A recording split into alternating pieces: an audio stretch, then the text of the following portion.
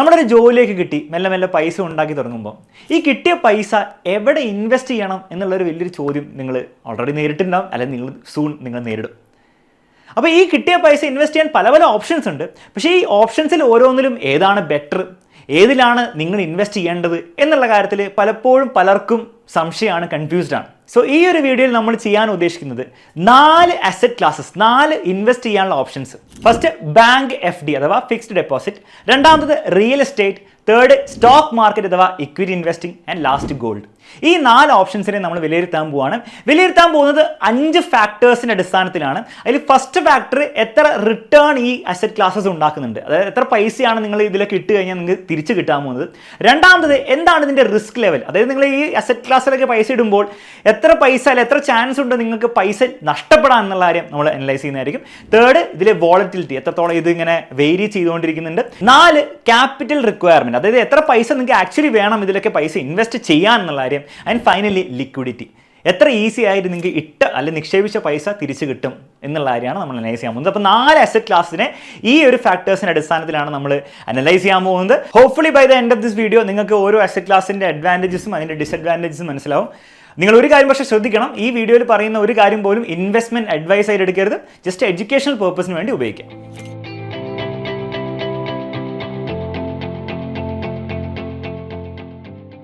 Okay, ഇനി നമുക്ക് return എന്ന് പറഞ്ഞ ആസ്പെക്ട്, അതായത് എത്രത്തോളം പൈസ നിങ്ങൾ ഉണ്ടാക്കും എന്നുള്ളതിൻ്റെ അടിസ്ഥാനത്തിൽ നമുക്ക് ഈ 4 അസറ്റ് ക്ലാസ്സിനെ ഒന്ന് അനലൈസ് ചെയ്ത് നോക്കാം. ഫസ്റ്റ് നമുക്ക് FD എടുക്കാം, ദാറ്റ് ഇസ് ഫിക്സ്ഡ് ഡെപ്പോസിറ്റ്.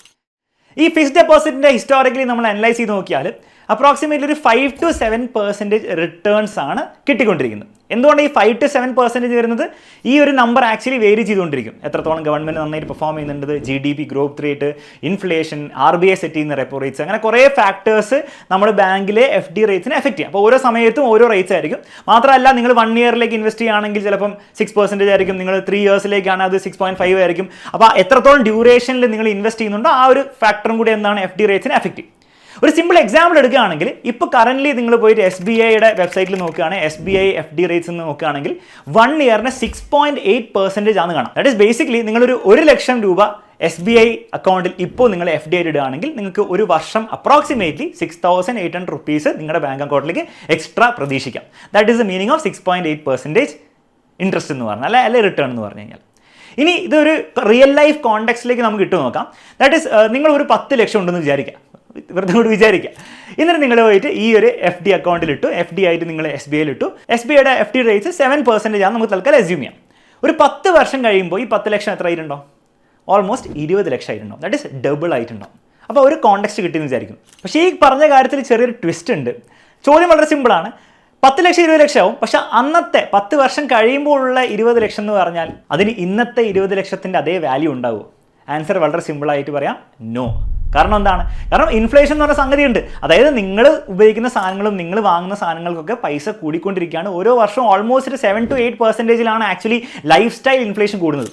അപ്പം ഇൻഫ്ലേഷൻ കൂടി അവസാനം എന്തായിരിക്കും? അന്നത്തെ 20 ലക്ഷം ഇന്നത്തെ 10 ലക്ഷത്തിൻ്റെ ഓൾമോസ്റ്റ് അതേ വിലയേ ഉണ്ടാവുള്ളൂ എന്നാണ് സത്യം. സോ ബേസിക്കലി നിങ്ങൾ FDയിൽ പൈസ നിക്ഷേപിക്കുന്നത് കൊണ്ട് കാര്യം കേൾക്കുമ്പോൾ 7%, 8% എന്ന് കേൾക്കുമ്പോൾ നല്ല വലിയ നമ്പറായിട്ട് തോന്നുമെങ്കിലും ആക്ച്വലി നിങ്ങൾ ഒരു റിയൽ റിട്ടേൺ ഉണ്ടാക്കുന്നില്ല. അതായത് ബേസിക്കലി നിങ്ങൾക്ക് ഇൻഫ്ലേഷനെ ബീറ്റ് ചെയ്യാൻ FD കൊണ്ട് പറ്റില്ല. അപ്പോൾ FD കൊണ്ട് അപ്പോൾ ഒരു ഉപകാരമില്ല എന്നാണോ? ഒരിക്കലും അല്ല. FD വെച്ചിട്ട് നിങ്ങൾക്ക് എന്ത് ചെയ്യാം? നിങ്ങളുടെ പൈസ സേഫ് ആക്കി വെക്കാം. നിങ്ങളുടെ പൈസ ഒരിക്കലും നിങ്ങൾ നഷ്ടപ്പെടില്ല. പക്ഷേ അതുകൊണ്ട് നിങ്ങൾക്ക് എന്താണ് വലിയ റിട്ടേൺ ഉണ്ടാക്കാൻ, അല്ലെങ്കിൽ ഡബിൾ ആക്കാൻ പൈസ എന്നുള്ളത് ഒബ്വിയസ്ലി തിയററ്റിക്കലി നല്ലൊരു കോൺസെപ്റ്റാണ്, പക്ഷേ പ്രാക്ടിക്കലി അതൊരിക്കലും വർക്ക് ചെയ്യില്ല. ഓക്കെ, അപ്പോൾ അതും പറഞ്ഞുകൊണ്ട് നമുക്ക് എന്ത് ചെയ്യാം? അടുത്ത അസറ്റ് ക്ലാസ്സിലേക്ക് പോകാം, റിയൽ എസ്റ്റേറ്റ്. റിയൽ എസ്റ്റേറ്റിൻ്റെ റിട്ടേണിൻ്റെ കാര്യത്തിൽ നമുക്ക് എക്സാക്റ്റ് നമ്പർ ഒരിക്കലും പറയാൻ സാധിക്കില്ല. കാരണം അത് നിങ്ങൾ എവിടെ ഇൻവെസ്റ്റ് ചെയ്യുന്നു. ഫോർ എക്സാമ്പിൾ നിങ്ങൾ ഓൾറെഡി വളരെ ഡെവലപ്ഡ് ആയിട്ടുള്ള സ്ഥലത്താണോ നിങ്ങൾ ഇൻവെസ്റ്റ് ചെയ്യുന്നത്, അല്ലെങ്കിൽ ഡെവലപ്പ് ചെയ്യാൻ ചാൻസ് ഉള്ള സ്ഥലത്താണോ, അല്ലെങ്കിൽ ഏതൊരു നാട്ടുമ്പുറത്താണോ നിങ്ങൾ ഇൻവെസ്റ്റ് ചെയ്യുന്നത് എന്നുള്ളൊരു ഫാക്ടറിനെ ഡിപ്പെൻഡ് ചെയ്യും. മാത്രമല്ല എന്ത് ടൈപ്പ് പ്രോപ്പർട്ടിയാണ് നിങ്ങൾ ഇൻവെസ്റ്റ് ചെയ്യുന്നത്. ഫോർ എക്സാമ്പിൾ നിങ്ങളൊരു വില്ലയിലാണോ, ഒരു വീടാണോ, അല്ലെങ്കിൽ ജസ്റ്റ് ലാൻഡ് ആണോ, അല്ലെങ്കിൽ ഒരു കൊമേഴ്ഷ്യൽ പ്രോപ്പർട്ടി ആണോ എന്നുള്ള കാര്യത്തിനൊക്കെ എന്ത് ചെയ്യും? റിയൽ എസ്റ്റേറ്റിൽ നിങ്ങൾക്ക് എക്സ്പെക്ട് ചെയ്യാവുന്ന റിട്ടേൺ ഡിപ്പെൻഡ് ചെയ്യും. പക്ഷേ ഹിസ്റ്റോറിക്കലി നമ്മൾ നോക്കിയാൽ ഇന്ത്യയിൽ 7 to 10% ആണ് നമ്മൾ റിയൽ എസ്റ്റേറ്റിൽ നിന്ന് എക്സ്പെക്ട് ചെയ്യേണ്ട ഒരു റിട്ടേൺ നമ്പർ. ഇനി നമുക്ക് എന്ത് ചെയ്യാം? വീണ്ടും ഒരു പ്രാക്ടിക്കൽ എക്സാമ്പിൾ നോക്കാം. നിങ്ങളൊരു 10 ലക്ഷത്തിൻ്റെ ഒരു സ്ഥലം വാങ്ങിച്ചു, 10 വർഷം വെയിറ്റ് ചെയ്തു, നമുക്ക് 10% നിങ്ങൾക്ക് റിട്ടേൺ ഓരോ വർഷം 10% അത് അപ്രീഷിയേറ്റ് ചെയ്ത് നമുക്ക് അസ്യൂം ചെയ്താൽ 10 വർഷം കഴിയുമ്പോൾ ഈ 10 ലക്ഷം എത്ര ആയിട്ടുണ്ടോ? 26 ലക്ഷം ആയിട്ടുണ്ടോ approximately. That is basically 2.6 times അത് ഗ്രോ ചെയ്തിട്ടുണ്ടാവും. ഈ പറയുന്ന റിട്ടേൺസ് ഒക്കെ ടാക്സിന് മുൻപുള്ള റിട്ടേൺസ് ആണ്. അപ്പോൾ നിങ്ങൾ ടാക്സും കൂടി അടച്ചു കഴിഞ്ഞാൽ ഇത്രയും റിട്ടേൺസ് ഉണ്ടാവില്ല എന്നുള്ള കാര്യം കൂടെ നിങ്ങൾ മനസ്സിലാക്കണം. ഇനി അതേസമയം നിങ്ങൾ 18% ഒക്കെ കിട്ടാൻ ചാൻസ് ഉള്ള ഒരു പ്രോപ്പർട്ടിയിലാണ് ഇൻവെസ്റ്റ് ചെയ്യുന്നതെങ്കിൽ ഈ 10 ലക്ഷം 10 വർഷം കൊണ്ട് 52 ലക്ഷം വരെ ആവാം എന്നുള്ളൊരു റിയാലിറ്റിയും കൂടി ഉണ്ട്. ഈ റിയൽ എസ്റ്റേറ്റിൻ്റെ ഗ്രോത്തിൻ്റെ കാര്യം അല്ലെങ്കിൽ റിട്ടേണിൻ്റെ കാര്യം കുറച്ചുകൂടി രസകരമായിട്ട് മനസ്സിലാക്കാൻ വേണ്ടിയിട്ട് ചെറിയൊരു എക്സസൈസ് ഞാൻ നിങ്ങൾക്ക് സജസ്റ്റ് ചെയ്യണം. സംഭവത്തിലുള്ള നിങ്ങളുടെ പേരൻസോ അല്ലെങ്കിൽ നിങ്ങളുടെ റിലേറ്റീവ്സ് ആരെങ്കിലും ഒക്കെ എന്തെങ്കിലും ഒരു സ്ഥലം വാങ്ങിച്ചിട്ടുണ്ടാവുമല്ലോ, അല്ലെങ്കിൽ നിങ്ങൾ നിൽക്കുന്ന വീടെങ്കിലും വാങ്ങിച്ചിട്ടുണ്ടാവുമല്ലോ. ആ വാങ്ങിച്ച സമയം എന്തായിരുന്നു, ആ സമയത്തെ സെൻറ്റിനോ അല്ലെ ഏക്കറിനോ ഉള്ള പൈസ എത്രയായിരുന്നു, എത്ര ലക്ഷമാണ് അല്ലെ എത്ര ആയിരക്കണക്കിന് രൂപയാണെന്നുള്ള കാര്യം നിങ്ങളൊന്ന് കണ്ടുപിടിക്കുക. എന്നിട്ട് ഇപ്പോൾ അതിൻ്റെ വില മാർക്കറ്റിൽ എത്ര പൈസ കിട്ടാൻ സാധ്യതയുണ്ടെന്നുള്ള കാര്യം കണ്ടുപിടിച്ചിട്ട് ഈ ഒരു CAGR കാൽക്കുലേറ്റർ ഉണ്ട്, ഞാൻ താഴെ ഡിസ്ക്രിപ്ഷൻ ലിങ്ക് കൊടുത്തിട്ടുണ്ട്. അതിൽ പോയിട്ട് നിങ്ങൾ ഡേറ്റ ഇട്ട് കൊടുത്തിട്ട് എത്രയാണ് ഇയർ എന്നും കൂടെ കൊടുത്തു കഴിഞ്ഞാൽ നിങ്ങൾക്ക് ആക്ച്വലി ഒരു നമ്പർ കിട്ടും. ഒരു 10% 20%, ആ പെർസെൻറ്റേജ് ആയിരിക്കും നിങ്ങളുടെ ആ ഒരു പ്രോപ്പർട്ടിയിൽ നിങ്ങളോ അല്ലെങ്കിൽ നിങ്ങളുടെ പേരൻസ് ഉണ്ടാക്കിയത്. അത് തീർച്ചയായും കമൻറ്റ് ബോക്സിൽ അങ്ങനെ കിട്ടുകയാണെങ്കിൽ ഒന്ന് കമൻറ്റും ചെയ്യാം. അപ്പോൾ റിയൽ എസ്റ്റേറ്റിൻ്റെ കാര്യം മനസ്സിലായി ശരിക്കും നമുക്ക് നെക്സ്റ്റ് സ്റ്റോക്ക് മാർക്കറ്റിംഗ് ഇൻവെസ്റ്റിംഗ് അഥവാ ഇക്വിറ്റി ഇൻവെസ്റ്റിംഗിലേക്ക് പോകാം. അപ്പോൾ ഇവിടെ നമുക്ക് സ്റ്റോക്ക് മാർക്കറ്റിൽ ഇൻവെസ്റ്റ് ചെയ്യുമ്പോൾ 2 രീതിയിലായിരിക്കും നമുക്ക് മെയിനായി ഇൻവെസ്റ്റ് ചെയ്യാൻ പറ്റുക. ഫസ്റ്റ് നിങ്ങൾക്ക് ഡയറക്റ്റ്ലി നിങ്ങൾക്ക് സ്റ്റോക്സ് പർച്ചേസ് ചെയ്യാം. ഓരോരോ കമ്പനീസ്, ഏഷ്യൻ പെയിൻറ്റ്സ് ആയിക്കോട്ടെ, റിലയൻസ് ആയിക്കോട്ടെ, ഓരോ കമ്പനീസിയുടെ സ്റ്റോക്സ് നിങ്ങൾക്ക് ഇൻഡിവിജ്വലി പർച്ചേസ് ചെയ്യാം. പക്ഷെ അങ്ങനെ പർച്ചേസ് ചെയ്യുമ്പോൾ നിങ്ങൾ പർച്ചേസ് ചെയ്യുന്ന സ്റ്റോക്സിൽ എത്രത്തോളം ഗെയിൻ ഉണ്ടാവുന്നോ അല്ലെങ്കിൽ എത്രത്തോളം റിട്ടേൺ ഉണ്ടാവുന്നോ അതായിരിക്കും നിങ്ങൾ കിട്ടാൻ പോകുന്ന റിട്ടേൺ. അത് ചിലവർക്ക് ഓൾറെഡി നന്നായിട്ട് ചെയ്യുന്നവർക്ക് ചിലപ്പം 15% ഓരോ വർഷം ഉണ്ടാക്കിക്കൊണ്ടിരിക്കാം, ചിലവർക്ക് 25% ഉണ്ടാകാം, ചിലവർക്ക് ഉള്ള പൈസയും കൂടെ നഷ്ടപ്പെടാം. So it is A very difficult game. അത് നിങ്ങൾ കുറേ പഠിക്കേണ്ടി വരും. ഒരു ഈസി ആയിട്ടുള്ളൊരു ഗെയിം അല്ല ഈ സ്റ്റോക്ക് മാർക്കറ്റിൽ ഡയറക്റ്റ്ലി ഇൻവെസ്റ്റ് ചെയ്തിട്ട് റിട്ടേൺസ് ഉണ്ടാകാൻ പറ്റുക. പോസിബിൾ ആണ്, പക്ഷേ ഈസി ആണോ അല്ല. പക്ഷേ അതേസമയം നിങ്ങൾക്ക് ഇൻവെസ്റ്റ് ചെയ്യാൻ മറ്റ് ഒരു വഴിയും കൂടിയുണ്ട്. അതായത് നിങ്ങൾക്ക് മ്യൂച്വൽ ഫണ്ട്സ് ത്രൂ നിങ്ങൾക്ക് ഇൻവെസ്റ്റ് ചെയ്യാം. നിങ്ങൾ ഓൾറെഡി കേട്ടിട്ടുണ്ടാവും മ്യൂച്വൽ ഫണ്ട് ശരിയാണെന്ന് പറഞ്ഞ പരസ്യങ്ങളൊക്കെ. ബേസിക്കലി എന്താ അവിടെ സംഭവിക്കുന്നത് വെച്ച് കഴിഞ്ഞാൽ നിങ്ങൾ ഒരാൾക്കൊരു പൈസ കൊടുക്കും, അയാൾ എന്ത് ചെയ്യും, അയാൾ കുറച്ചുകൂടി എക്സ്പേർട്ട് ആയിരിക്കും. സോ നിങ്ങൾ തന്ന പൈസ വെച്ചിട്ട് കുറച്ചും കൂടി അടിപൊളിയായിട്ടുള്ള സ്റ്റോക്സ് ഒക്കെ കുറച്ചുകൂടി റിസർച്ച് ഒക്കെ ചെയ്ത് വാങ്ങി അതിന് റിട്ടേൺസ് ഒക്കെ ഉണ്ടാക്കി ചെറിയൊരു ഫീസ് ചാർജ് ചെയ്ത് ബാക്കിയുള്ള പൈസ നിങ്ങൾക്ക് തരും. പക്ഷെ അങ്ങനെ നോക്കുമ്പോൾ പോലും നമുക്ക് മ്യൂച്വൽ ഫണ്ടിൽ എത്ര പെർസെൻറ്റേജ് റിട്ടേൺ കിട്ടും നമുക്ക് പറയാൻ പറ്റില്ല. കാരണം കുറേ ടൈപ്സ് ഓഫ് മ്യൂച്വൽ ഫണ്ട് ഉണ്ട്. ഓരോ ഫണ്ടിൻ്റെ ടൈപ്പുകളനുസരിച്ചും റിട്ടേൺസ് വേരിയബിൾ ആണ്. അപ്പോൾ അങ്ങനെ വരുമ്പോൾ നമുക്ക് ഇക്വിറ്റി ഇൻവെസ്റ്റിങ്ങിൽ കൃത്യമായിട്ട് ഇത്രയും റിട്ടേൺ വരും എന്നുള്ള കാര്യം നമുക്ക് എക്സാക്ട്ലി പറയാൻ ബുദ്ധിമുട്ടാണ്. എങ്കിൽ പോലും ഇതിനൊരു നല്ലൊരു വഴിയുണ്ട്. നമുക്ക് ഈ ഇന്ത്യയിലെ ടോട്ടൽ സ്റ്റോക്ക് മാർക്കറ്റിനെ റെപ്രസെൻറ്റ് ചെയ്യുന്ന ഒരു ആളുണ്ട്, അവൻ്റെ പേരാണ് നിഫ്റ്റി 50. ബേസിക്കലി ഇന്ത്യയിലെ ടോപ്പ് 50 കമ്പനീസ്, ലാർജസ്റ്റ് 50 കമ്പനീസിൻ്റെ ഒരു ലിസ്റ്റാണ്, ഒരു ബക്കറ്റാണ്. ആ ഒരു ബക്കറ്റ് എത്രത്തോളം റിട്ടേൺ ഉണ്ടാക്കി എന്നുള്ളതിൻ്റെ അടിസ്ഥാനത്തിൽ നമുക്ക് എന്ത് ചെയ്യാൻ പറ്റും, പറയാൻ പറ്റും ഈ സ്റ്റോക്ക് മാർക്കറ്റിൻ്റെ റിട്ടേൺസ് എത്രയാണെന്ന് പറയാൻ പറ്റും. അങ്ങനെ നോക്കുകയാണെങ്കിൽ ഹിസ്റ്റോറിക്കലി ഈ നിഫ്റ്റി 50 നമുക്ക് തന്നുകൊണ്ടിരിക്കുന്ന റിട്ടേൺ ഓൾമോസ്റ്റ് 14 to 16% ഇടയിലാണ്. വീണ്ടും നിങ്ങൾ എന്ന് ഇൻവെസ്റ്റ് ചെയ്തു എന്നുള്ള കാര്യമൊക്കെ ഇതിൽ ഒരു ഫാക്ടർ ആയിരിക്കും. പക്ഷേ ഒരു 14 to 16% ആണ് നമുക്ക് എക്സ്പെക്ട് ചെയ്യാൻ പറ്റുന്ന റിട്ടേൺ. അപ്പോൾ നമുക്ക് അതിലൊരു 15% ആണെന്ന് വിചാരിക്കാം. അങ്ങനെയാണ് 10 lakhs 10 വർഷം കഴിയുമ്പം എത്രയായിരിക്കും ഉണ്ടാവും? ഓൾമോസ്റ്റ് 40 lakhs ആയിരിക്കും. അതായത് 10 ലക്ഷം 10 വർഷം കൊണ്ട് 4 ഇരട്ടി ആയിട്ടുണ്ടാവും നിങ്ങൾ 15% നിഫ്റ്റി 50 ഇൻവെസ്റ്റ് ചെയ്യുകയാണെങ്കിൽ. ഇനി വീണ്ടും അതിൽ മനസ്സിലാക്കേണ്ട കാര്യം എന്താണ്, എല്ലാവരും നിഫ്റ്റി 50 ആക്ച്വലി ഇൻവെസ്റ്റ് ചെയ്യുക. ഓരോ ആൾക്കാർക്ക് ഓരോ രീതിയിലായിരിക്കും ഇൻവെസ്റ്റ് ചെയ്യുക. അപ്പോൾ അതിനനുസരിച്ച് ആ ഒരു എമൗണ്ടിൽ കൂടുതലുണ്ടാവും, അല്ലെങ്കിൽ ചിലപ്പോൾ കുറവുണ്ടാവും, ചിലപ്പോൾ ഒന്നും ഉണ്ടാകാത്ത അവസ്ഥയും വരാം. എനിവേ ഇക്വിറ്റി ഇൻവെസ്റ്റിംഗിൽ റിട്ടേൺസിൻ്റെ ഒരു ഐഡിയ നിങ്ങൾക്ക് കിട്ടിയെന്ന് വിചാരിക്കുന്നു. ഇനി നമുക്ക് ഗോൾഡിലേക്ക് പോവാം, മലയാളികളുടെ ഏറ്റവും ഫേവറേറ്റ് അസറ്റ് ക്ലാസ്. അപ്പോൾ ഈ ഗോൾഡിൻ്റെ റിട്ടേൺസ് നമ്മൾ ഹിസ്റ്റോറിക്കലി നോക്കുകയാണെങ്കിൽ ഓൾമോസ്റ്റ് 8 to 10% ആണ് ഗോൾഡ് ഉണ്ടാക്കിക്കൊണ്ടിരിക്കുന്ന റിട്ടേൺ. ഇനി അങ്ങോട്ടും ഓൾമോസ്റ്റ് 8 to 10% റിട്ടേൺസ് നമുക്ക് എക്സ്പെക്റ്റ് ചെയ്യാവുന്നതാണ്. വീണ്ടും ഈ നമ്പർ ഓരോ വർഷവും മാറിക്കൊണ്ടിരിക്കും. നമ്മുടെ എക്കണോമിക് സ്ഥിതിയും അതുപോലെ തന്നെ ഇൻഫ്ലേഷൻ ആയിക്കോട്ടെ, അങ്ങനെ പല പല ഫാക്ടേഴ്സ് ഈ ഗോൾഡിൻ്റെ പ്രൈസിനെ എഫക്റ്റ് ചെയ്യുന്നുണ്ടെന്നുള്ള കാര്യം നമ്മൾ മനസ്സിലാക്കണം. ടിപ്പിക്കലി ഗോൾഡ് ആൾക്കാർ ഇൻവെസ്റ്റ് ചെയ്യാൻ ശ്രമിക്കുക എന്തെങ്കിലും വലിയ ഫിനാൻഷ്യൽ ക്രൈസിസ് വരുമ്പോഴൊക്കെയാണ് നമ്മൾ ഗോൾഡിലേക്ക് മാറുക പൊതുവെ. അതിൻ്റെ കാരണം എന്ന് വെച്ചാൽ നിങ്ങളിപ്പോൾ ഡേറ്റ് എടുത്ത് നോക്കിയാൽ 2008 ഫിനാൻഷ്യൽ ക്രൈസിസിൻ്റെ സമയത്ത് നിഫ്റ്റി, നമ്മൾ നേരത്തെ പറഞ്ഞ നിഫ്റ്റി സ്റ്റോക്ക് മാർക്കറ്റ് 50% ഒക്കെ താഴേക്ക് വീണ സമയത്ത് ഗോൾഡ് 25% അപ്രീഷിയേറ്റ് ആണ് ചെയ്തത്. ദാറ്റ് ഈസ് ഗോൾഡിൻ്റെ പ്രൈസാണ് കൂടുകയാണ് ചെയ്തത്. വീണ്ടും നമ്മൾ COVID-19 എടുക്കുകയാണെങ്കിൽ അവിടെയും വീണ്ടും നിഫ്റ്റി ആക്ച്വലി ഡ്രോപ്പ് ചെയ്തപ്പോൾ ഗോൾഡ് 25% അവിടെയും എന്താണ് കൂടുകയാണ് ചെയ്തത്. അപ്പോൾ ഈ ഒരു അഡ്വാൻറ്റേജ് ആണ് ജനറലി ഗോൾഡിനുള്ളത്. അതായത് ഫിനാൻഷ്യൽ ക്രൈസിസ് ഒക്കെ വരുന്ന സമയത്ത് ബാക്കിയുള്ള അസറ്റ് ക്ലാസ്, റിയൽ എസ്റ്റേറ്റ് ആയിക്കോട്ടെ, അതേപോലെ തന്നെ സ്റ്റോക്ക് മാർക്കറ്റ് ആയിക്കോട്ടെ, അതൊക്കെ താഴേക്ക് പോകുമ്പോൾ ഗോൾഡ് ജനറലി മുകളിലേക്ക് പോകാറാണുള്ളത്. അപ്പോൾ ആ ഒരു അഡ്വാൻറ്റേജ് ജനറലി ആൾക്കാർ ഉപയോഗിക്കാറുണ്ട്. ഇനി അതേസമയം നമ്മൾ പറഞ്ഞ 8 to 10% വെച്ച് നമ്മൾ കാൽക്കുലേറ്റ് ചെയ്ത് നോക്കുകയാണെങ്കിൽ ഒരു 9% നമ്മൾ എടുക്കുകയാണെങ്കിൽ 10 lakhs എന്ന് പറഞ്ഞ റുപ്പീസ് 10 വർഷത്തിൽ എത്രയോ ഓൾമോസ്റ്റ് 24 lakhs ആയിരിക്കും ആവുക. അപ്പോൾ ഗോൾഡിന് എക്സ്ട്രീംലി ഹൈ റിട്ടേൺസ് ഉണ്ടോ? ഒബ്വിയസ്ലി ഇല്ല. പക്ഷേ ഒരു ഡീസെൻ്റ് ആയിട്ടുള്ള റിട്ടേൺസ് തരാൻ പറ്റുമോ? തീർച്ചയായും തരാൻ പറ്റും. അപ്പോൾ നമ്മൾ ഈ ഓൾറെഡി പറഞ്ഞ അസറ്റ് ക്ലാസ് എല്ലാം കൂടെ നമുക്ക് ഈ ടേബിളിൽ കമ്പയർ ചെയ്ത് നോക്കിയാൽ മനസ്സിലാവും ഏറ്റവും കൂടുതൽ റിട്ടേൺസ് ഉണ്ടാക്കുന്നത് ജനറലി ഇക്വിറ്റിയാണ്, അഥവാ സ്റ്റോക്ക് മാർക്കറ്റിൽ ഇൻവെസ്റ്റ് ചെയ്യുന്നതാണ്. ഫോളോഡ് ബൈ ഗോൾഡും റിയൽ എസ്റ്റേറ്റും, അതും ഫോളോഡ് ബൈ FD. അപ്പോൾ ഇതൊക്കെയാണ് ഈ പറഞ്ഞ അസറ്റ് ക്ലാസിൻ്റെ റിട്ടേൺസ് പ്രൊഫൈൽ. പക്ഷേ റിട്ടേൺസ് മാത്രം നോക്കി നമുക്ക് ഒരിക്കലും എന്താണ് ഇൻവെസ്റ്റ് ചെയ്യാൻ പറ്റില്ല. അങ്ങനെയാണെങ്കിൽ ലോകത്തിലെ എല്ലാ ആൾക്കാരും, അല്ലെങ്കിൽ അറ്റ്ലീസ്റ്റ് ഇന്ത്യയിലെ എല്ലാ ആൾക്കാരും ചാടിക്കറി സ്റ്റോക്ക് മാർക്കറ്റിലായിരിക്കും ഇൻവെസ്റ്റ് ചെയ്യുക. അപ്പോൾ എന്തുകൊണ്ട് അത് ചെയ്യുന്നില്ല എന്നുള്ള കാര്യങ്ങളാണ് നമ്മൾ അടുത്ത് നോക്കാൻ പോകുന്നത്. റിസ്ക് ഫാക്ടർ എന്താണ് ശരിക്കും റിസ്ക് എന്ന് പറഞ്ഞാൽ? വളരെ സിമ്പിളായിട്ട് നമുക്ക് റിസ്കിനെ ഇങ്ങനെ ഡിഫൈൻ ചെയ്യാം.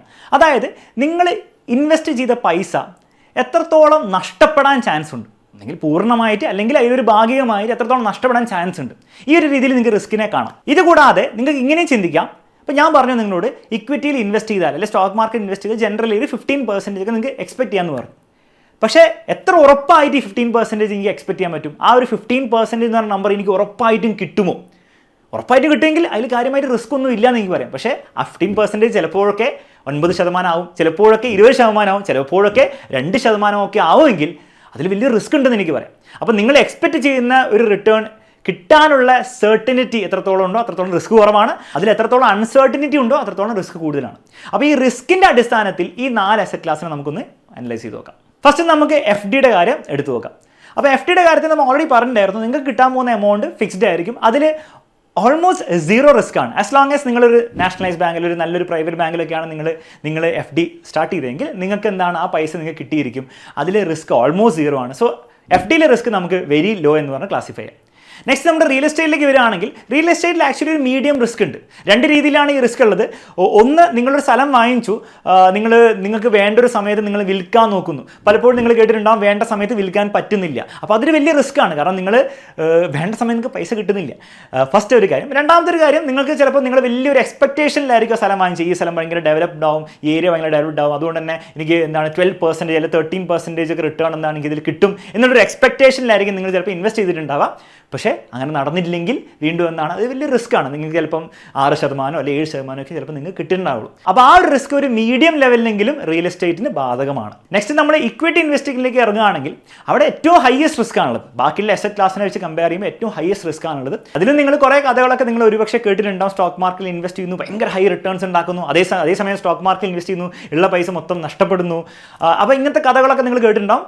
ഇതിൻ്റെ അർത്ഥം എന്താണ്? ബേസിക്കലി സ്റ്റോക്ക് മാർക്കറ്റിൽ ജനറലി റിസ്ക് എന്നാണ് കൂടുതലാണ്. അതായത് 15% ഞാൻ നിങ്ങൾക്ക് കിട്ടുമെന്ന് പറയുമ്പോഴും അത് എപ്പോഴും കിട്ടണമെന്നില്ല.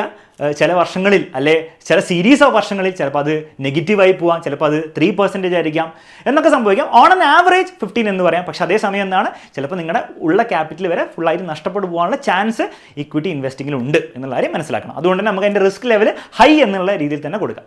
ലാസ്റ്റ് നമ്മൾ ഗോൾഡിലേക്ക് വരികയാണ്. വീണ്ടും അവിടെ ഒരു മീഡിയം റിസ്ക് ആണുള്ളത്. ഇടയ്ക്ക് ഗോൾഡിൻ്റെ പ്രൈസൊക്കെ താഴും, ചിലപ്പോൾ വളരെയധികം താഴും. നിങ്ങൾക്ക് അപ്പോഴും ആണെങ്കിൽ ഈ ഗോൾഡ് ഉപയോഗിക്കണമെങ്കിൽ അല്ലെങ്കിൽ വിൽക്കണമെങ്കിൽ അതൊരു വലിയ പ്രശ്നം ഉണ്ടാക്കും. സോ അവിടെയും റിസ്ക് ഉണ്ട്. അപ്പോൾ റിസ്കിൻ്റെ അടിസ്ഥാനത്തിൽ നമുക്ക് ഈ 4 അസറ്റ് ക്ലാസ്സിനെ ഈ ടേബിളിൽ കാണുന്ന പോലെ നമുക്ക് ക്ലാസിഫൈ ചെയ്യാം. നെക്സ്റ്റ് നമുക്ക് വോളറ്റിലിറ്റിയുടെ അടിസ്ഥാനത്തിൽ നമുക്ക് ഈ ഒരു 4 അസറ്റ് ക്ലാസ്സിനെ നമുക്ക് അനലൈസ് ചെയ്ത് നോക്കാം. എന്താണ് ഈ വോളറ്റിലിറ്റി എന്ന് പറഞ്ഞാൽ? ബേസിക്കലി എത്രത്തോളം ഇതിൽ ഫ്ലക്ച്വേഷൻ വരും. നമുക്കൊരു എക്സാമ്പിൾ വെച്ചിട്ട് ഈ വോളറ്റിലിറ്റി എന്താണെന്ന് മനസ്സിലാക്കാം. അപ്പോൾ ഞാൻ നിങ്ങളോട് ഓൾറെഡി നിഫ്റ്റി 50യുടെ കാര്യം പറഞ്ഞിട്ടുണ്ടായിരുന്നു. അപ്പോൾ 1999 മുതൽ 2021 ഡേറ്റ് എടുത്ത് നോക്കുകയാണെങ്കിൽ നിഫ്റ്റി 50 ഉണ്ടാക്കിയ റിട്ടേൺ 14.2% ആണ്. അത് ഇറ്റ് ഈസ് ഈക്വലൻ്റ് ടു ഓരോ വർഷം 14.2 ഇങ്ങനെ കൂടി വരുന്നതിന് ഈക്വലൻ്റ് ആണ്. പക്ഷേ ഇതിൻ്റെ അർത്ഥം എന്താണ്? ഓരോ വർഷം ആക്ച്വലി 14.2 ഇങ്ങനെ കൂടി വരികയാണോ? അല്ല. നിങ്ങൾ അതിൻ്റെ ഗ്രാഫ് നോക്കുകയാണെങ്കിൽ മനസ്സിലാവും. ചില വർഷങ്ങളിൽ അത് 77% കൂടിയിട്ടുണ്ട്, ചില വർഷങ്ങളിൽ -15% കുറഞ്ഞിട്ടുണ്ട്, ചില വർഷങ്ങളിൽ -3% ഒക്കെ ആയിട്ടുണ്ട്, ചില വർഷങ്ങളിൽ വളരെ കുറച്ചേ കൂടിയിട്ടുണ്ടാവുള്ളൂ. അപ്പോൾ ഒരു വളരെ ഹൈലി വോളറ്റൈൽ ആയിട്ടുള്ള ഒരു ജേണിയാണ്. അപ്പോൾ നിങ്ങൾ മനസ്സിലാക്കേണ്ടത്, ഗ്രാഫ് നോക്കുകയാണെങ്കിൽ സ്റ്റാർട്ട് ടു എൻഡ് മുകളിലേക്കൊരു ഗ്രാഫ് തന്നെയായിരിക്കും. 14.2% നിങ്ങൾക്ക് ആക്ച്വലി കിട്ടിയിട്ടുണ്ടാകും. പക്ഷേ ആ ഗ്രാഫ് സ്ട്രെയിറ്റ് ലൈൻ അല്ല, ആ ഗ്രാഫ് ഇങ്ങനെയുള്ള ഒരു ഗ്രാഫാണ്. അപ്പോൾ ഇതിൽ പ്രാക്ടിക്കൽ കാര്യം എന്താണെന്ന് വെച്ച് കഴിഞ്ഞാൽ, നിങ്ങളൊരു പക്ഷേ ഏറ്റവും കുറഞ്ഞ വർഷത്തിലാണ് നിങ്ങൾക്ക് ആ പൈസ ആവശ്യമെങ്കിൽ അപ്പോൾ ഒരു വലിയ പ്രശ്നമായിരിക്കും. അപ്പോൾ ഈ വോളറ്റിലിറ്റി എന്താണ് വലിയൊരു റിസ്ക് ഫാക്ടറായിട്ട് കോൺട്രിബ്യൂട്ട് ചെയ്യും. പക്ഷേ അതേസമയം നിങ്ങൾക്ക് കുറച്ച് അധികം സമയം നിങ്ങൾക്ക് ടൈം ഹൊറൈസൺ ഉണ്ടെങ്കിൽ ജനറലി നിഫ്റ്റിയിലൊക്കെ ഇൻവെസ്റ്റ് ചെയ്യുന്നത് അത്യാവശ്യം സേഫ് ആണെന്ന് പറയാം. പക്ഷേ ഈ വോളറ്റിലിറ്റി നമ്മൾ എന്താണ് സഹിച്ച് വേണ്ടി വരും. നമുക്ക് 10-12 വർഷമൊക്കെ നിഫ്റ്റി വെച്ചിട്ട് ഈ 14, 15, 16% ഒക്കെ റിട്ടേൺ ഉണ്ടാക്കാൻ. അപ്പോൾ വോളറ്റിലിറ്റി ഒരു വലിയ ഫാക്ടറായിരിക്കും. അപ്പോൾ ഈ വോളറ്റിലിറ്റി നമ്മൾ ബാക്കിയുള്ള അസറ്റ് ക്ലാസിൻ്റെ കാര്യത്തിൽ നോക്കുകയാണെങ്കിൽ FDയിൽ ഓൾമോസ്റ്റ് 0 വോളറ്റിലിറ്റി ആണ്. നിങ്ങളൊരു 2 ഇയർ അല്ലെങ്കിൽ 3 ഇയർ FD ഇട്ട് കഴിഞ്ഞാൽ എത്ര % ആണോ നിങ്ങൾക്ക് ഓൾറെഡി പ്രോമിസ് ചെയ്ത ബാങ്ക് അതും കിട്ടിക്കൊണ്ടിരിക്കും. അതിൽ വോളറ്റിലിറ്റി ഓൾമോസ്റ്റ് 0 ആണ് നമുക്ക് പറയാം. നെക്സ്റ്റ് നമ്മൾ റിയൽ എസ്റ്റേറ്റിൻ്റെ കാര്യം നോക്കുകയാണെങ്കിൽ അതിൽ വോളറ്റിലിറ്റി ഉണ്ട്. കാരണം റിയൽ എസ്റ്റേറ്റ് ഒരു സൈക്ലിക്കൽ മാർക്കറ്റാണ്. അതായത് നമ്മുടെ ഇന്ത്യയുടെ എക്കണോമിക് ഹെൽത്ത് എങ്ങനെ പോകുന്നു, GDP ഗ്രോത്ത് ഒക്കെ എങ്ങനെ പോകുന്നു, അതിനനുസരിച്ചായിരിക്കും റിയൽ എസ്റ്റേറ്റിൻ്റെ സൈക്കിൾ ഓൾമോസ്റ്റ് ഉണ്ടാവുക. അതായത് ഫോർ എക്സാമ്പിൾ ചില സമയങ്ങളിൽ റിയൽ എസ്റ്റേറ്റിൻ്റെ പ്രൈസസ് ഒക്കെ ഭയങ്കര കയറും, നിങ്ങൾ കേട്ടിട്ടുണ്ടാവും. റിയൽ എസ്റ്റേറ്റ് ഭയങ്കര ബൂം ചെയ്യുന്നൊക്കെ കേട്ടിട്ടുണ്ടാവും. ചില സമയങ്ങളിൽ ചില വർഷങ്ങളിൽ റിയൽ എസ്റ്റേറ്റിൻ്റെ പ്രൈസ് ഓൾമോസ്റ്റ് ഫ്ലാറ്റ് ആയിരിക്കും, അത് തീരെ എന്താണ് കൂടില്ല. ചില വർഷങ്ങളിൽ അത് ഭയങ്കര കുറയാനൊക്കെ ചാൻസ് ഉണ്ട്. അപ്പോൾ അപ്പോഴൊക്കെ ഒരു ഫ്ലക്ച്വേഷൻസ് നിങ്ങൾക്ക് കാണാം. പക്ഷേ റിയൽ എസ്റ്റേറ്റിൽ ആ ഫ്ലക്ച്വേഷൻ ഭയങ്കര എവിഡൻ്റ് ആയിരിക്കില്ല. കാരണം നിങ്ങൾ ഒരു സ്ഥലം വാങ്ങിച്ചിട്ടുണ്ട്, നിങ്ങൾ ഓരോ ദിവസം പോയിട്ട് ചെക്ക് ചെയ്യില്ലല്ലോ, ഇന്നത്തെ പൈസ, ഇന്നത്തെ പൈസ, നാളെ എത്ര പൈസ എന്ന് ചെക്ക് ചെയ്യാത്തത് കൊണ്ട് തന്നെ ആ ഒരു വോളറ്റിലിറ്റി നിങ്ങൾക്ക് ഭയങ്കരമായിട്ട് ഫീൽ ചെയ്യാൻ പറ്റില്ല. പക്ഷേ അതേസമയം ഒരു വോളറ്റിലിറ്റി ഉണ്ടെന്നുള്ള കാര്യം നമുക്ക് മനസ്സിലാക്കാം. ലാസ്റ്റ് നമ്മൾ ഗോൾഡിലേക്ക് വരാണെങ്കിൽ നിങ്ങൾ ഈ കാണുന്ന ഗ്രാഫിൽ നീല കളർ കാണിക്കുന്ന നിഫ്റ്റി 50യുടെ പ്രൈസിൻ്റെ ഗ്രാഫാണ്. അതേസമയം ആ യെല്ലോ കളറിൽ കാണുന്നതാണ് ഗോൾഡിൻ്റെ പ്രൈസ്. അപ്പോൾ ഗോൾഡിൻ്റെ പ്രൈസ് നോക്കിയാൽ നിങ്ങൾക്ക് മനസ്സിലാവും അവിടെ ഒരു വോളറ്റിലിറ്റി ഉണ്ട്. പക്ഷേ നിഫ്റ്റി 50യുടെ അത്രയും ഒരു വോളറ്റിലിറ്റി നമുക്ക് ഗോൾഡിൽ കാണാൻ സാധിക്കുന്നില്ല. അപ്പോൾ ഈ വോളറ്റിലിറ്റിയുടെ അടിസ്ഥാനത്തിൽ നമ്മൾ ഈ 4 അസറ്റ് ക്ലാസിനെ ക്ലാസിഫൈ ചെയ്യുകയാണെങ്കിൽ ഈ ടേബിളിൽ കാണുന്ന പോലെ FD ഏറ്റവും lowest volatility and stock market അഥവാ ഇക്വിറ്റി ഇൻവെസ്റ്റിംഗ് ഏറ്റവും ഹയസ്റ്റ് വോളറ്റിലിറ്റി എന്നുള്ള കാര്യം നമുക്ക് എന്ത് ചെയ്യാം മനസ്സിലാക്കാൻ പറ്റും. നെക്സ്റ്റ് നമുക്ക് ക്യാപിറ്റൽ റിക്വയർമെന്റ് അടിസ്ഥാനത്തിൽ നമുക്ക് ഈ അസറ്റ് ക്ലാസിനെ ക്ലാസിഫൈ ചെയ്യാം. ക്യാപിറ്റൽ റിക്വയർമെന്റ് എന്ന് പറഞ്ഞാൽ എത്രത്തോളം പൈസ നിങ്ങൾക്ക് ആക്ച്വലി വേണം ഇതിലേക്ക് ഇൻവെസ്റ്റ് ചെയ്യാൻ വേണ്ടിയിട്ട്. FDയുടെ കാര്യം എടുക്കുകയാണെങ്കിൽ നിങ്ങൾക്ക് എത്ര പൈസ വെച്ചിട്ട് വേണം FD സ്റ്റാർട്ട് ചെയ്യാം. ഇക്വിറ്റി സ്റ്റോക്ക് മാർക്കറ്റ് ഇൻവെസ്റ്റിംഗ് ആണെങ്കിൽ എത്ര പൈസ വെച്ചിട്ട് 10 രൂപ വെച്ചിട്ട് വേണം നിങ്ങൾക്ക് എന്ത് ചെയ്യാം ഇക്വിറ്റി ഇൻവെസ്റ്റിംഗ് നിങ്ങൾക്ക് സ്റ്റാർട്ട് ചെയ്യാൻ പറ്റും. പക്ഷേ നിങ്ങൾ റിയൽ എസ്റ്റേറ്റിലേക്ക് വരുമ്പോൾ അവിടുത്തെ ടിക്കറ്റ് സൈസ് ഭയങ്കര കൂടുതലാണ്. നിങ്ങൾക്ക് 10 രൂപ കൊണ്ടോ 1000 രൂപ കൊണ്ടോ ഒരുപക്ഷെ 50,000 രൂപ കൊണ്ട് പോലും നിങ്ങൾക്ക് എന്ത് ചെയ്യാൻ പറ്റില്ല, ഒരു പീസ് ഓഫ് ലാൻഡ് നിങ്ങൾക്ക് വാങ്ങാൻ ബുദ്ധിമുട്ടായിരിക്കും. അപ്പോൾ നിങ്ങൾക്ക് അവിടെ എന്താണ് ലക്ഷങ്ങളിലായിരിക്കും നിങ്ങൾക്ക് ആക്ച്വൽ ക്യാപിറ്റൽ റിക്വയർമെൻറ്റ് വേണ്ടി. അത്രയും പൈസ ഇല്ലെങ്കിൽ നിങ്ങൾക്ക് ചെയ്യാൻ പറ്റില്ല. അപ്പോൾ നമ്മുടെ ഒരു ഡീസൻ്റ് ആയ ഒരു സ്ഥലമൊക്കെ വാങ്ങണമെങ്കിൽ നിങ്ങൾക്ക് എന്ത് ചെയ്യേണ്ടി വരും, 20 ലക്ഷം 30 ലക്ഷം പ്ലസ് മുകളിലേക്ക് നിങ്ങൾക്ക് വേണ്ടി വരും. അത്രത്തോളം ക്യാപിറ്റൽ ഇല്ലാതെ നിങ്ങൾക്ക് എന്ത് ചെയ്യാൻ പറ്റില്ല, ഈ റിയൽ എസ്റ്റേറ്റിൽ പ്രാക്ടിക്കലി ഇൻവെസ്റ്റ് ചെയ്യാൻ ബുദ്ധിമുട്ടായിരിക്കും. വീണ്ടും ഗോൾഡിലേക്ക് വരുമ്പോൾ ഗോൾഡിലും ഒരു മിനിമം ടിക്കറ്റ് സൈസ് ഉണ്ട്, അത് വെച്ചിട്ട് മാത്രമേ നിങ്ങൾക്ക് ഇൻവെസ്റ്റ് ചെയ്യാൻ പറ്റുള്ളൂ. വീണ്ടും 10 രൂപ 20 രൂപ വെച്ചിട്ട് നിങ്ങൾക്ക് ഇൻവെസ്റ്റ് ചെയ്യാൻ ബുദ്ധിമുട്ടായിരിക്കും. ഗോൾഡ് ETF എന്ന് പറഞ്ഞ സംഗതിയൊക്കെ ഉണ്ടെങ്കിൽ പോലും ആക്ച്വൽ ഫിസിക്കൽ ഗോൾഡാണ് നിങ്ങൾ വാങ്ങിച്ച് വെക്കാൻ ഉദ്ദേശിക്കുന്നെങ്കിൽ അതിന് ഒരു മിനിമം എമൗണ്ട് നിങ്ങൾക്ക് എന്ത് ചെയ്യേണ്ടി വരും, എപ്പോഴും വേണ്ടി വരും. അപ്പം ക്യാപിറ്റൽ റിക്വയർമെൻറ്റ് അടിസ്ഥാനത്തിൽ നോക്കുകയാണ് റിയൽ എസ്റ്റേറ്റ് ഹൈലി ഭയങ്കര കൂടുതലാണ്. അതേസമയം FDയും ഇക്വിറ്റി ഇൻവെസ്റ്റിംഗ് ആണ് വളരെ ലോ ആണ്. ഗോൾഡ് മീഡിയം ആയിട്ട് നമുക്ക് ക്ലാസിഫൈ ചെയ്യാം. ലാസ്റ്റ് ഫാക്ടറാണ് ലിക്വിഡിറ്റി. അതായത് നിങ്ങൾ കുറച്ച് പൈസയൊക്കെ ഇൻവെസ്റ്റ് ചെയ്തു, പക്ഷേ നിങ്ങൾക്കൊരു ആവശ്യം വരികയാണ്, ഒരു എമർജൻസി വരികയാണ്, അല്ലെങ്കിൽ നിങ്ങൾക്ക് പെട്ടെന്ന് എന്താണ് എന്തെങ്കിലും ഒരു ആവശ്യം വരികയാണെങ്കിൽ എത്രത്തോളം ഈസി ആയിട്ടില്ല, എത്രത്തോളം പെട്ടെന്ന് ആ ഒരു ഇൻവെസ്റ്റ് ചെയ്ത പൈസ നിങ്ങൾക്ക് നിങ്ങളുടെ കയ്യിലേക്ക് കിട്ടും എന്നുള്ള കാര്യത്തിനാണ് നമ്മൾ ലിക്വിഡിറ്റി എന്ന് പറയാം. FDയുടെ കാര്യം എടുക്കുകയാണെങ്കിൽ ഹൈലി ലിക്വിഡാണ്. ബേസിക്കലി നിങ്ങളൊരു FD സ്റ്റാർട്ട് ചെയ്തു, പ്രത്യേകിച്ച് ഇപ്പോൾ ഓൺലൈനൊക്കെ സ്റ്റാർട്ട് ചെയ്യുമെങ്കിൽ നിങ്ങൾക്ക് ആ ഒരു നിമിഷം തന്നെ അത് ക്ലോസ് ചെയ്യാൻ പറ്റും. ക്ലോസ് ചെയ്ത നിമിഷം തന്നെ നിങ്ങളുടെ സേവിങ്സ് അക്കൗണ്ടിലേക്ക് ആ പൈസ വരികയും ചെയ്യും. സോ ഹൈലി ലിക്വിഡാണ്, നിങ്ങൾക്ക് ഈസി ആയിട്ട് പൈസ വിഡ്രോ ചെയ്യാൻ പറ്റും. ഇക്വിറ്റി ഇൻവെസ്റ്റിംഗിലേക്ക് നോക്കുകയാണെങ്കിൽ നിങ്ങൾക്ക് ഓൺ ദ സ്പോട്ട്, നിങ്ങൾക്ക് സ്റ്റോക്സ് ആണെങ്കിൽ നിങ്ങൾക്ക് ഓൺ ദ സ്പോട്ട് നിങ്ങൾക്ക് അത് വിറ്റ് കഴിഞ്ഞ് നിങ്ങൾക്ക് ഇപ്പോൾ ഫണ്ട് എന്താണ് നിങ്ങളുടെ ബാങ്ക് അക്കൗണ്ടിലേക്ക് മാറ്റാൻ പറ്റും. മ്യൂച്വൽ ഫണ്ടിലേക്ക് നോക്കുകയാണെങ്കിൽ 1 to 2 ഡേയ്സിലൊക്കെ ആ ഫണ്ട് നിങ്ങളുടെ ബാങ്ക് അക്കൗണ്ടിലേക്ക് ട്രാൻസ്ഫർ ചെയ്യും. സോ ഹൈലി ലിക്വിഡാണ്, ഒരു കുഴപ്പമില്ല. റിയൽ എസ്റ്റേറ്റിലേക്ക് വരുമ്പോൾ അവിടെ വീണ്ടും ഒരു പ്രശ്നം വരുന്നുണ്ട്. നിങ്ങൾക്കൊരു സ്ഥലം വിൽക്കണം എന്ന് നിങ്ങൾ തീരുമാനിച്ചു കഴിഞ്ഞാൽ അടുത്ത ദിവസമോ അല്ലെങ്കിൽ തൊട്ടടുത്ത ദിവസമോ അത് വിറ്റ് പോകാനുള്ള ചാൻസ് വളരെ കുറവാണ്. പ്രാക്ടിക്കലി മാസങ്ങൾ എടുക്കാം, ചിലപ്പോൾ വർഷങ്ങൾ വരെ എടുക്കാം. സോ ലിക്വിഡിറ്റി ആസ്പെക്റ്റിൽ നോക്കുകയാണെങ്കിൽ റിയൽ എസ്റ്റേറ്റ് തീരെ ലിക്വിഡ് അല്ല എന്ന് തന്നെ പറയാം. It take some time. Next നമ്മൾ ഗോൾഡിലേക്ക് നോക്കുകയാണെങ്കിൽ അതൊരു മീഡിയം ലിക്വിഡിറ്റി ആണുള്ളത്. അത്യാവശ്യം ഡിമാൻഡുകളുള്ള സമയത്താണ് നിങ്ങൾ ഉദ്ദേശിക്കുന്ന പ്രൈസ് മാർക്കറ്റ് വാല്യൂവിൽ അത് ഈസി ആയിട്ട് പോകും. പക്ഷേ അവിടെ എന്താണ് ഒരു ബുദ്ധിമുട്ട് അവിടെ കിടപ്പുണ്ട്. FD പോലും ഇക്വിറ്റി ഇൻവെസ്റ്റിംഗ് പോലും അത്രത്തോളം ലിക്വിഡ് ആണെന്ന് പറയാൻ പറ്റില്ല. സോ ഒരു മീഡിയം ലിക്വിഡിറ്റി ആണ് നമുക്കതിന് പറയാൻ പറ്റുക. സോ നമ്മൾ സക്സസ്ഫുള്ളി ഈ 4 അസറ്റ് ക്ലാസ്സും ഈ 5 ഫാക്ടേഴ്സിൻ്റെ അടിസ്ഥാനത്തിൽ നമ്മൾ ക്ലാസിഫൈ ചെയ്തു. ഇവരെ പറ്റിയിട്ട് നിങ്ങൾക്ക് ഓൾറെഡി ഉണ്ടായിരുന്ന അണ്ടർസ്റ്റാൻഡിങ്ങിനെക്കാളും കുറച്ചും കൂടിയെങ്കിലും അണ്ടർസ്റ്റാൻഡിങ് കൂടിയെന്ന് ഞാൻ പ്രതീക്ഷിക്കുന്നു. തീർച്ചയായും നിങ്ങൾ മനസ്സിലാക്കേണ്ട മറ്റൊരു കാര്യം, ഈ വീഡിയോയിൽ പറഞ്ഞ കാര്യങ്ങളുടെ അടിസ്ഥാനത്തിൽ മാത്രം നിങ്ങൾ എന്ത് ചെയ്യരുത്, ഒരു ഡിസിഷൻ എടുക്കരുത്. കൂടുതൽ കാര്യങ്ങൾ നിങ്ങൾ റിസർച്ച് ചെയ്ത് കൂടുതൽ കാര്യങ്ങൾ മനസ്സിലാക്കിയിട്ട് വേണം നിങ്ങളൊരു ഡിസിഷൻ എടുക്കാൻ വേണ്ടിയിട്ട്. കാരണം ഇതിൽ കുറേ പ്രാക്ടിക്കൽ ആയിട്ടുള്ള മറ്റു പല കാര്യങ്ങളും ഇതിൽ വരുന്നുണ്ട്. എങ്കിലും ഈ വീഡിയോ നിങ്ങൾക്ക് എന്തെങ്കിലും രീതിയിൽ യൂസ്ഫുൾ ആണെങ്കിൽ തീർച്ചയായും കമൻറ്റ് ബോക്സിൽ അറിയിക്കുക. അതേസമയം ഇതുപോലത്തെ എന്ത് വീഡിയോ ആണ് നിങ്ങൾക്ക് നെക്സ്റ്റ് വേണ്ടത് എന്നുള്ള കാര്യം കൂടെ നിങ്ങൾ എന്ത് ചെയ്യുക, കമൻറ്റ് ബോക്സിൽ അറിയിക്കുക. ഇതുപോലെ മറ്റ് യൂസ്ഫുൾ ആയിട്ടുള്ള പേഴ്സണൽ ഫിനാൻസ് വീഡിയോ ആയിട്ട് നമ്മുടെ ഈ ചാനലിൽ ഇനി ഞാൻ വരുന്നതായിരിക്കും. നമുക്ക് അടുത്ത വീഡിയോയിൽ കാണാം. Bye bye.